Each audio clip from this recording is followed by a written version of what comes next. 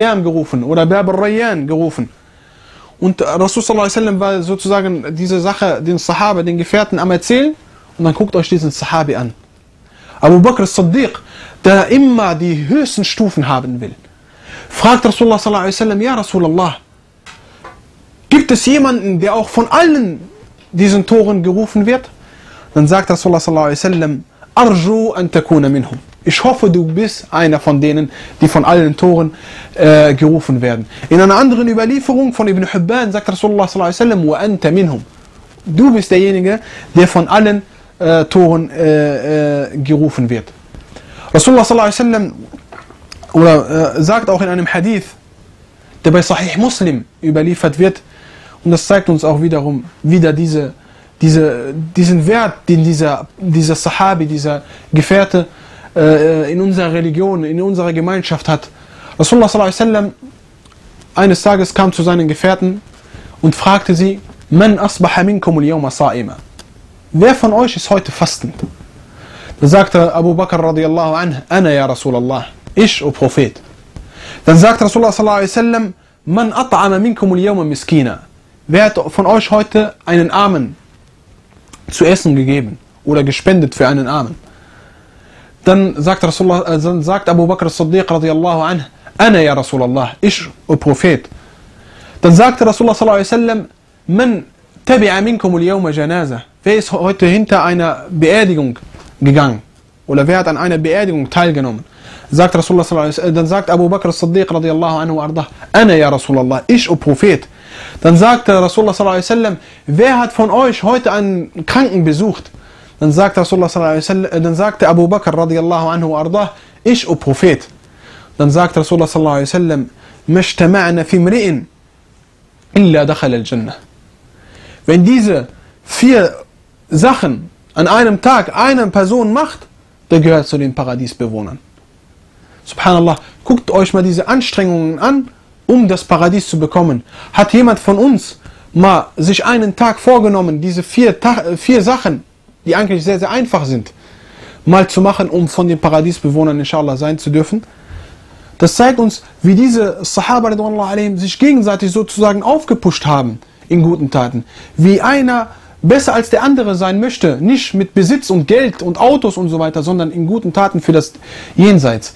Und das zeigt diese 2 Größen im Islam, die zwei besten Menschen nach dem Propheten, Abu Bakr as-Siddiq radiyallahu anhu ardah und Umar ibn al-Khattab radiyallahu anhu. Es gibt sehr, sehr viele Geschichten über diese 2, wie sie versuchen oder wie sie wetteifern in diesen guten Taten. Diese Geschichte zeigt auch die Barmherzigkeit, die diese Menschen in ihren Herzen besaßen. Abu Bakr radiyallahu anhu war zu diesem Zeitpunkt Herrscher der Muslime. Einer der Könige sozusagen, mit Macht und Besitz. Und das hat ihn nicht davor gehalten oder das hat ihn nicht oder davon gehalten, weiterhin so gute Taten zu tun, die in unseren Augen sozusagen, weiß ich nicht, von seinem Wert sozusagen heute runtermachen würden. Ein König, ein Herrscher der Muslime, der solche Taten oder der sozusagen in den Augen der Menschen heutzutage so tief sinkt, um so eine Tat zu machen. Die Geschichte handelt von Umar ibn al-Khattab radiyallahu anhu und Abu Bakr. Umar ibn al-Khattab radiyallahu anhu ging, wie gesagt, immer raus in der Umgebung von Medina. Und das ist nicht, wir müssen uns das so ein bisschen auch bildlich vorstellen. Das ist nicht wie heute, er steigt in seinem BMW ein und fährt kurz dahin. Oder fliegt kurz dahin, oder wie auch immer, wie Herrscher heutzutage sind. Oder lässt sich fahren. Er geht zu Fuß oder auf einem Reittier mehrere Kilometer außerhalb von Medina raus, ja, um den Haushalt von einer älteren Frau, einer älteren blinden Frau zu machen. Das heißt, ihre Wäsche zu machen, für sie das Essen zu kochen, ihre Wohnung aufzuräumen, Schmutz und so weiter zu machen. Und wer ist das? Das ist Umar ibn al-Khattab radiyallahu anhu ardah. Einer der Minister sozusagen, oder man kann sogar sagen, die rechte Hand von dem Herrscher der Muslime, von Abu Bakr radiyallahu anhu. Aber das Außergewöhnliche oder das was krass ist, dass immer wenn er dahin gekommen ist, fand er alles fertig. Alles blitzsauber. Und dann hat er sich gedacht, ich will wissen, wer diese Person ist, die besser als ich ist. Die immer vor mir da ist. Die mir sozusagen diesen Ajr wegnimmt. Dann hat er sich versteckt auf dem Weg und geguckt, wer diese Person ist. Stellt euch vor, wer diese Person ist. Es ist der Khalifa der Muslime, der Herrscher der Muslime zu seiner Zeit. Abu Bakr as-Siddiq radiallahu anhu wa ardah.